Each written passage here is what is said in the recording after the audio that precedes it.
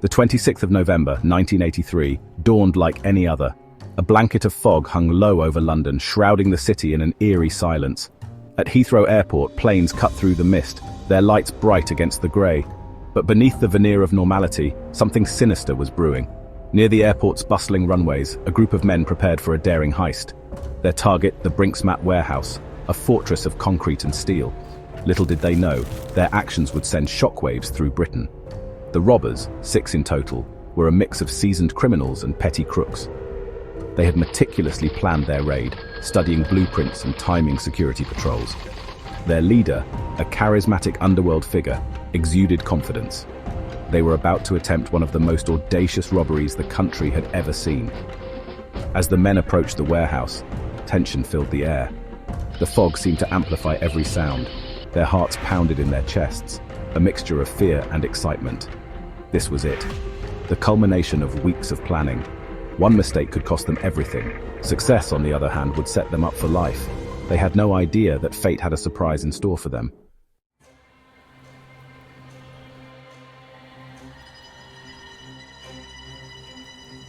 The Brinksmat warehouse stood as a symbol of security and impenetrability. Located on the perimeter of Heathrow Airport, it was a hub for the transit of vast sums of money, gold bullion, and other valuables. Its walls were thick, reinforced with steel. Security cameras scanned every angle. Motion sensors guarded every corridor. This was a place designed to deter even the most seasoned criminal. The warehouse's reputation was well-deserved. It was a fortress, a vault within a vault, entrusted with fortunes beyond imagination. Companies from around the world used Brinksmat to store and transport their most precious assets, confident in the belief that their valuables were safe behind layers of steel and concrete. But every fortress has its weaknesses, and the robbers had meticulously exploited every vulnerability they could find. They knew the shift patterns of the guards, the blind spots in the camera coverage, the time it took for reinforcements to arrive. They had studied the layout of the building, memorizing every corridor, every door, every potential obstacle. Their plan was audacious, relying on precision timing and an understanding of the human element within the seemingly impenetrable security apparatus. What they didn't know was that their inside man, Anthony Black, a security guard at the warehouse, held the key to their success. Black, driven by a desire for easy money, had agreed to betray his colleagues and provide the robbers with access to the inner sanctum of the Brinksmat warehouse. His betrayal would prove to be the linchpin of their operation, allowing them to bypass the seemingly insurmountable security measures. The stage was set for a confrontation between meticulous planning and the allure of unimaginable wealth. The robbers, armed and masked, stormed into the warehouse with military precision. They overpowered the guards, their movements swift and brutal. Anthony Black led them through the corridors, disarming alarms and opening doors. The air crackled with tension as they made their way deeper. Their target was the cash stored in the warehouse, but fate had other plans.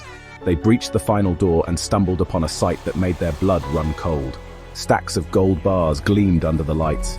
The discovery sent a jolt of adrenaline through their veins. This was a golden ticket to unimaginable luxury.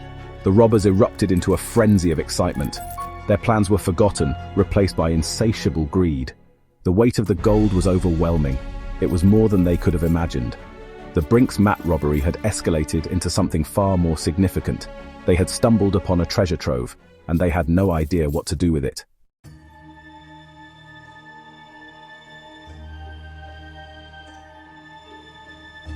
The Brinksmat warehouse, a seemingly impregnable fortress, stood as a testament to the belief that certain things were sacred, untouchable. Its very architecture exuded an aura of invincibility, a silent dare to anyone foolish enough to challenge its defenses. Thick concrete walls, reinforced with steel bars, formed an impenetrable barrier. Rows of surveillance cameras, their lenses like watchful eyes, monitored every inch of the perimeter. Inside, the security measures were even more stringent. Motion sensors, strategically placed throughout the building, could detect the slightest movement, triggering alarms that would bring armed guards rushing to the scene. The air itself seemed thick with the promise of detection, a constant reminder that this was a place where security reigned supreme. It was a place where vast sums of money, precious gems, and other valuables were stored and transported, a testament to the faith placed in its ability to safeguard fortunes. The robbers, however, had done their homework. They knew that every fortress, no matter how impenetrable, had its weaknesses. They had studied the blueprints, meticulously analyzing the placement of cameras, the patrol routes of the guards, the timing of shift changes. They had identified vulnerabilities, subtle flaws in the seemingly perfect system, and they planned to exploit them with ruthless efficiency. Their inside man, Anthony Black, had provided them with crucial information, details that could not be gleaned from maps and surveillance footage. He had told them about the blind spots in the camera coverage, the habits of the guards, the location of spare keys.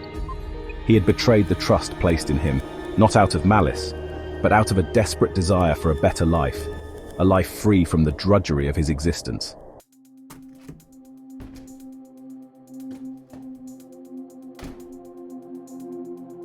The vault, the inner sanctum of the Brinks Mat warehouse, lay hidden deep within the building's core, a steel and concrete cocoon designed to resist even the most determined assault. Its door, a massive slab of reinforced metal, was secured with multiple locks, each more complex than the last. It was a barrier designed to withstand brute force and sophisticated technology alike, a symbol of absolute security in a world where such things were becoming increasingly rare. The air inside the vault was stale, heavy with the scent of metal and dust. It was a place devoid of natural light, illuminated only by the harsh glare of fluorescent bulbs that cast long, eerie shadows across the room. Rows upon rows of shelves lined the walls, their metal frames stacked high with wooden crates and heavy-duty bags. Each container held a fortune, a testament to the trust placed in this seemingly impenetrable sanctuary. The robbers, their faces hidden behind masks, their movements a study in controlled urgency, fanned out across the vault, their eyes scanning the labels on the containers, their minds struggling to comprehend the sheer scale of the wealth that surrounded them. The air crackled with tension, a palpable sense of anticipation that bordered on disbelief. They had expected to find cash, perhaps some jewelry, maybe even a few negotiable bonds. What they found instead was beyond their wildest dreams. Gold. Stacks upon stacks of gleaming gold bars, each one weighing 28 pounds, each one worth a small fortune. It was a sight that made their hearts pound in their chests, a sight that would forever alter the course of their lives.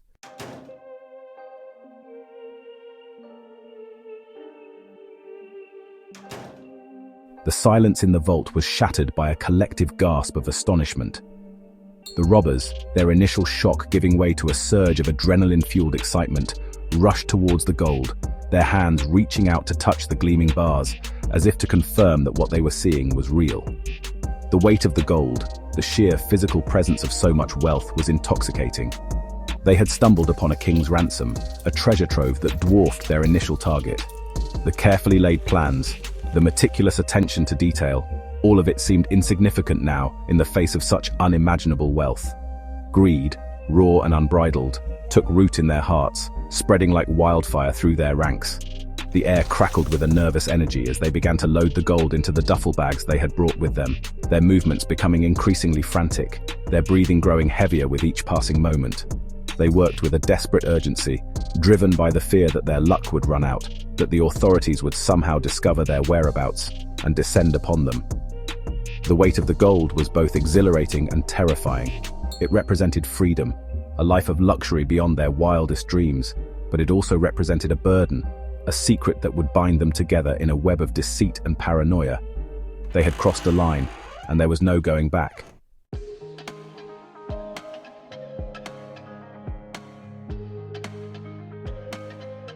Anthony Black was, by all accounts, an unremarkable man. He lived a life of quiet desperation, his days blending into an endless cycle of routine and monotony. He worked as a security guard at the Brinks Mat warehouse, a job that offered little in the way of excitement or reward. His shifts were long and tedious, his duties mundane and repetitive. He patrolled the perimeter of the warehouse, checked and double-checked locks, and monitored security cameras, his mind numbing to the drone of the surveillance equipment. He lived in a modest flat in a working-class neighborhood, his life a world away from the unimaginable wealth he guarded every day.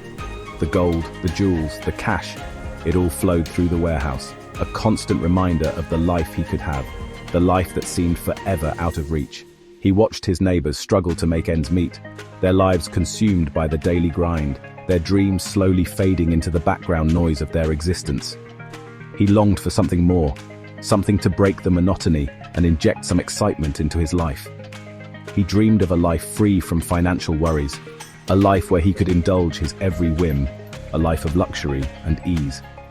But his dreams, like those of so many others, seemed destined to remain unfulfilled, mere fantasies that provided a temporary escape from the drudgery of his reality. He was, in many ways, a product of his environment, a man shaped by the limitations of his circumstances.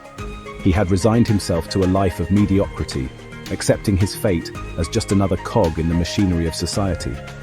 He had convinced himself that this was all he could ever hope for, that his life would forever be defined by the mundane and the predictable.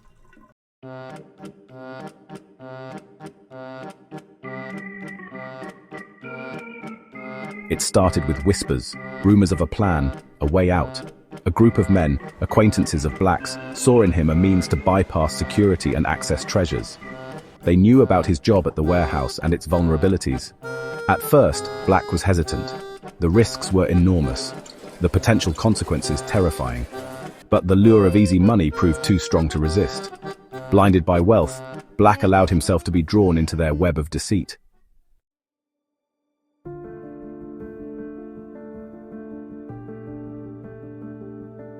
The weight of his decision pressed heavily on Black's conscience. He knew he was betraying the trust placed in him, but the allure of wealth drowned out the voice of reason. He justified his actions, believing he wasn't hurting anyone. He fed information to the gang about the warehouse.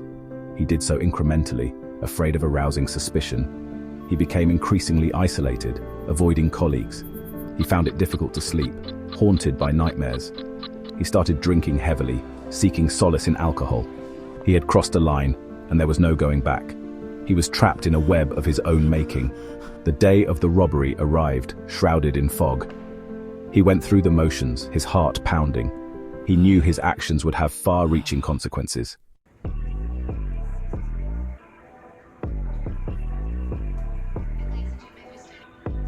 The low hum of Heathrow's activity faded as the robbers approached the Brinks Mat warehouse. The fog swallowed their footsteps and hushed breaths. Anthony Black, his face a mask of forced calm, stood beside the warehouse door. The warehouse, shrouded in pre-dawn gloom, seemed impenetrable. Yet Black knew its secrets, its weaknesses. A nod, a barely perceptible movement, was all it took. Black slipped his key into the lock, the familiar click sounding deafening in the silence.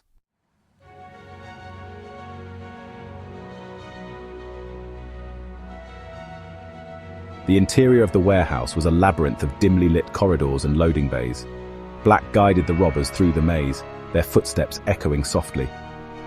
They reached the security office, a small room with monitors displaying grainy images. Two guards engrossed in a late-night football match hadn't seen them coming. One robber, a hulking figure, silenced the television. The guards, startled, turned to see the armed men. Before they could react, they were overpowered and silenced with duct tape.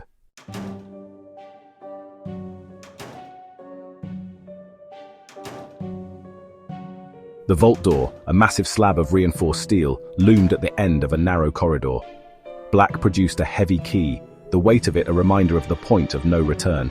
He inserted the key into the lock, the metallic click echoing through the corridor. The mechanism groaned as the heavy bolts retracted. Inside, the vault was dimly lit, the air heavy with the scent of metal and dust. Rows of shelves lined the walls, stacked with wooden crates and heavy-duty bags. But it was the stacks of gleaming gold bars that made his breath catch. Black had never seen so much gold in his life.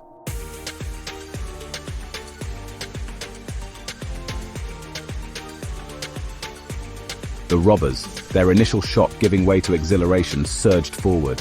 Their eyes darted from one stack of gold to the next, struggling to comprehend the scale of their discovery. They had stumbled upon a treasure trove, a fortune beyond their wildest dreams. The weight of the gold pressed down on them, both exhilarating and terrifying. One robber, overcome with emotion, began to laugh hysterically. Another knelt down, his hands hovering over the gold bars as if in prayer. Black watched, his emotions a mix of fear, excitement, and unease.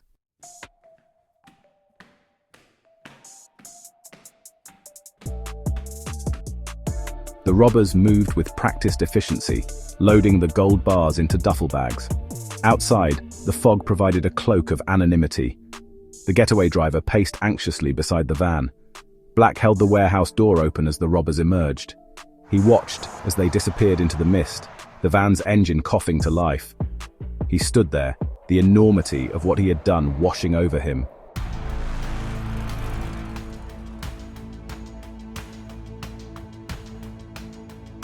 The van rumbled through deserted streets, its suspension groaning under the weight of the gold. Inside, the robbers sat in tense silence, their faces illuminated by streetlights. The driver navigated the unfamiliar roads with a mixture of skill and blind luck. They avoided main roads, sticking to back streets and country lanes. Every mile brought them closer to their destination, a safe house. All they could do was sit tight, trust in their plan, and pray that their luck would hold.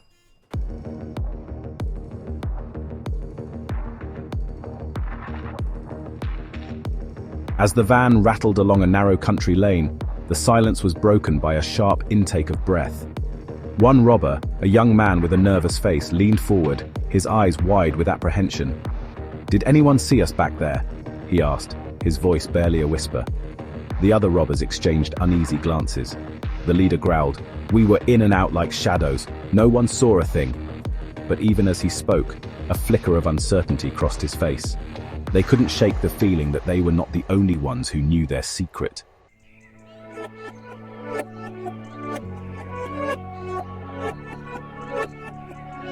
They reached the safe house as dawn painted the sky in hues of grey and purple. The dilapidated farmhouse offered a semblance of security. Inside, the robbers gathered around a heavy wooden table, their faces etched with exhaustion. The duffel bags lay at their feet, their weight a constant reminder of the treasure they contained. One by one, the bags were unzipped, their contents spilling out onto the table.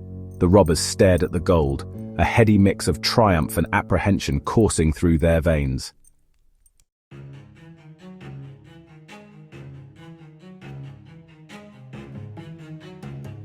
As the initial euphoria subsided, greed began to infect their thoughts. The leader watched as the dynamics of the group shifted. The easy camaraderie was eroded by suspicion and distrust. The robbers, once united by a common goal, now eyed each other with envy. The weight of the gold amplified their insecurities and fears. The seeds of doubt had been sown, threatening to consume them all.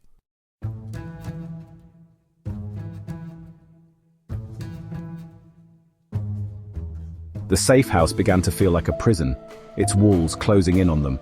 The robbers, their nerves frayed, became increasingly volatile.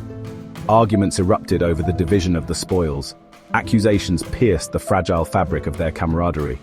The leader struggled to maintain order as the gang splintered. Paranoia spread, consuming their thoughts and poisoning their relationships.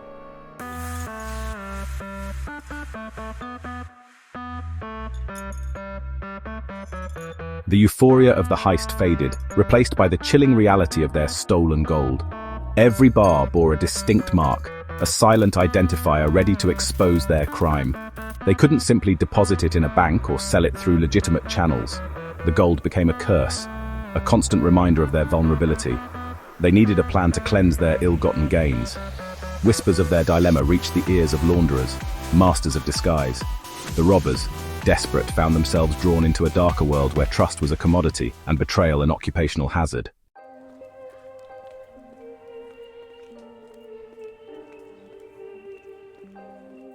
The world of money laundering was a shadowy labyrinth, its corridors populated by corrupt bankers, shady businessmen, and unscrupulous lawyers.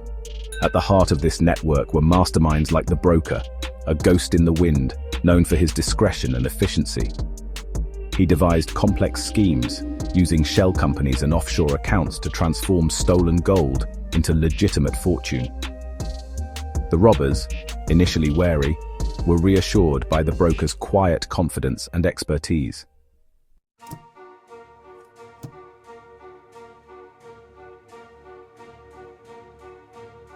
The first step in the laundering process involved obscuring the gold's origin. The distinctive markings, a dead giveaway to its provenance, needed to be erased. The broker arranged for the gold to be transported to a discreet location, a nondescript smelting plant. There, the gold bars were melted down, their identifying marks lost in the molten inferno. The molten gold was then recast into innocuous-looking ingots, indistinguishable from those traded on the open market. These ingots were smuggled out of the country, avoiding detection by customs officials. The gold was shipped to various destinations, each chosen for its lax financial regulations. Switzerland, with its long tradition of banking secrecy, became a preferred destination. The gold found its way into anonymous numbered accounts, its origins effectively erased. The money, now safely ensconced in a web of offshore accounts, was ready to be reintroduced into the legitimate economy. The broker orchestrated a series of complex financial transactions, using shell companies and front businesses to create the illusion of legitimate income. The money was invested in property, businesses, and other assets.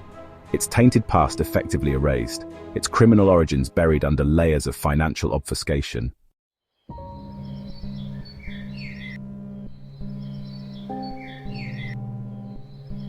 The morning mist had barely lifted when the first alarm bells began to ring.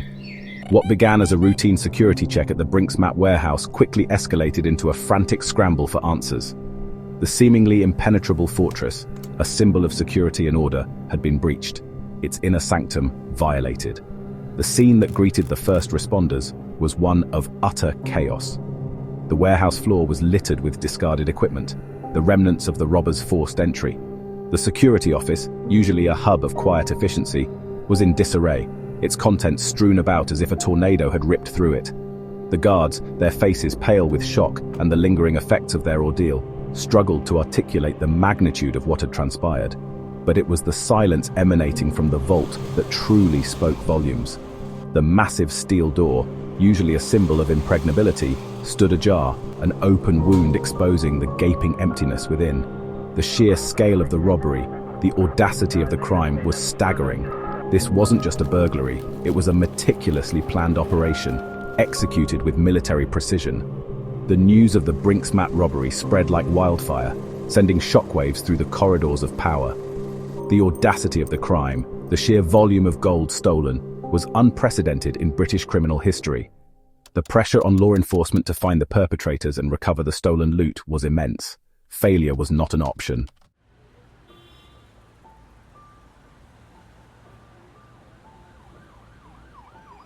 The weight of the investigation fell upon the shoulders of Scotland Yard's elite unit, the Flying Squad, renowned for their tenacity and their expertise in tackling serious and organized crime. The detectives, seasoned investigators with years of experience under their belts, faced a daunting task. The robbers had vanished into thin air, leaving behind few clues and a trail that seemed to evaporate into the fog that had shrouded their escape. The investigation began at the crime scene, a meticulous search for any scrap of evidence that might lead them to the perpetrators. Forensic teams combed through the warehouse, dusting for fingerprints, collecting DNA samples, and analyzing every piece of discarded equipment for any trace of the robbers' identities. The detectives, working tirelessly, piecing together the fragments of information, began to build a picture of the robbers' movements, their modus operandi. The audacity of the crime, the meticulous planning, the inside knowledge, all pointed towards a group of highly organized criminals, individuals who had likely been planning this heist for months, if not years. But who were they? And where had they taken the gold? The detectives knew that time was of the essence. The longer the gold remained missing, the more difficult it would be to recover. They needed a breakthrough, a piece of the puzzle that would unlock the secrets of the Brinks robbery.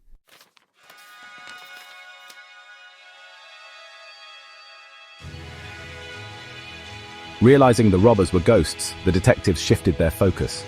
They knew there was always a trail. They just had to find it. Scrutinizing financial records, they looked for unusual activity. Interviews and surveillance soon yielded results. A tip-off led them to a fence, who revealed a middleman. The middleman led them to a crooked accountant. The net was closing in. The detectives were unraveling the complex web.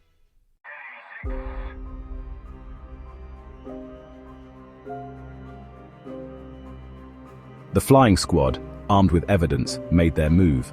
The intricate web of money laundering began to unravel. Raids were executed, catching suspects off guard.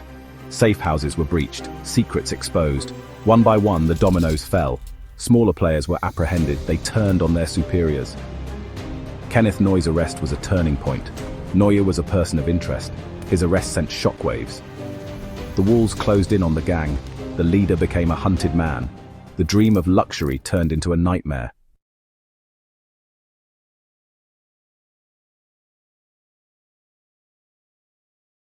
The trial of those accused in the Brinks-Mat robbery was a media spectacle, a public airing of greed, betrayal, and the dark underbelly of British society. Kenneth Noy, a brooding presence in the dock, became a figure of morbid fascination. The prosecution presented a compelling case, meticulously outlining the robbery and money laundering. The defense fought to discredit witnesses and evidence. The jury deliberated for weeks, returning with verdicts that carried the weight of justice.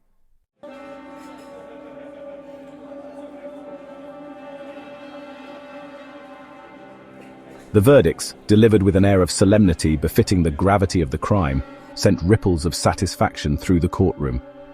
Several of the key players, including Kenneth Noy, were found guilty and sentenced to lengthy prison terms, their dreams of a life of luxury fueled by stolen gold shattered against the unyielding wall of justice.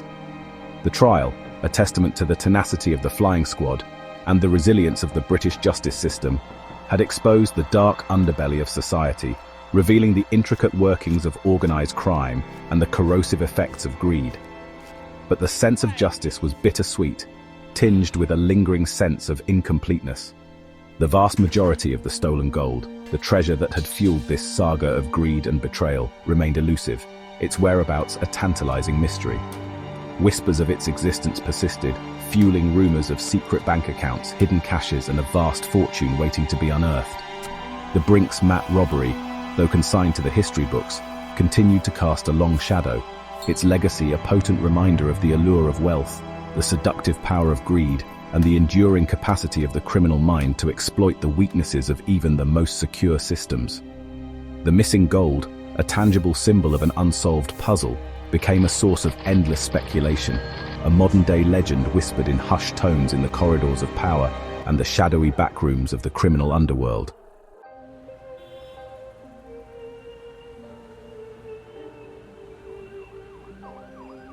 The Brinks-Mat robbery, a tale of audacious theft and shocking violence, left an indelible mark on British crime.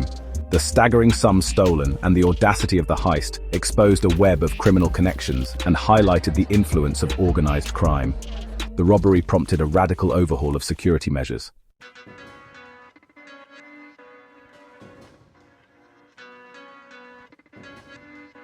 Despite the successful prosecution of many of those involved, the Brinks-Mat robbery continues to cast a long shadow, its mystique fueled by the enduring mystery of the missing gold.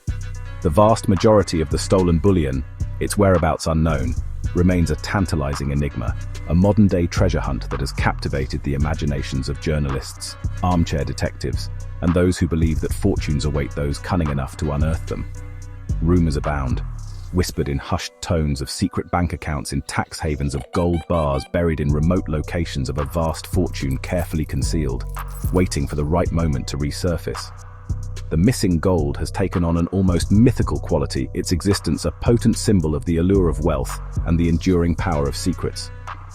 Over the years, there have been numerous attempts to recover the stolen gold, fueled by a combination of greed, a thirst for justice, and the sheer thrill of the chase. Some have involved painstaking financial investigations, tracing the flow of money through a labyrinth of shell companies and offshore accounts. Others have been more audacious, involving daring raids on suspected safe houses and the interrogation of aging criminals, their memories clouded by time and the weight of their secrets. Despite these efforts, the bulk of the Brinks-Mat gold remains elusive, its whereabouts a mystery that continues to fascinate and frustrate in equal measure.